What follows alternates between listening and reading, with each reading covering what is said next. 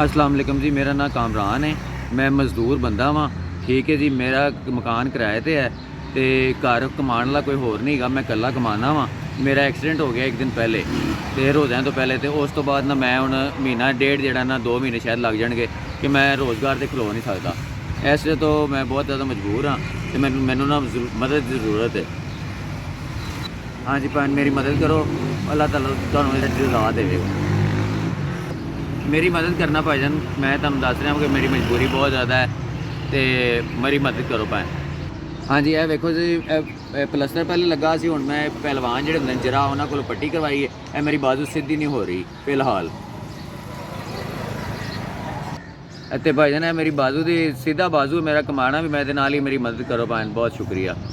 रुखसाना मेरा नाम है भैन, मैं बहुत परेशान हाँ, मजबूर हाँ तो मेरी मदद करो। मैं मदद लायक हाँ, मेरा शोहर नहीं है, बच्चे 3 है मेरे और छोटे हैं तो हरनिया का मरीज़ हाँ औरत।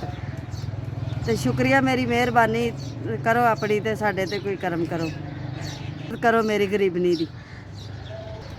हाँ जी, गरीबी भी है तो गुरबत ने भी तंग किया है तो लोगों ने जड़ियाँ उतरे महंगाइयां ने ना बहुत परेशान भाईन किया, कुछ नहीं मैं खरीद सकती।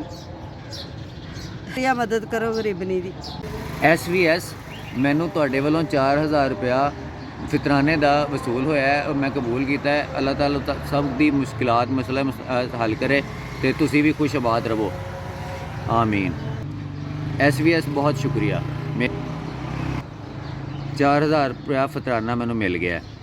SVS ਤੁਹਾਡੇ ਵੱਲੋਂ ਮੈਨੂੰ 3600 रुपया फितराना मिल गया, बहुत शुक्रिया। अल्लाह जिंदगी दे, सेहत सलामती दे वीरा, तुसी जींदे रहो, अल्लाह तुहानू मदीने बुलावे मेरा मालिक। 3600 रुपया फितराने का वसूल कर लिया मैंने, आपको ज़िंदगी अल्लाह दे, सेहत सलामती दे। शुक्रिया भाई SVL, बहुत शुक्रिया।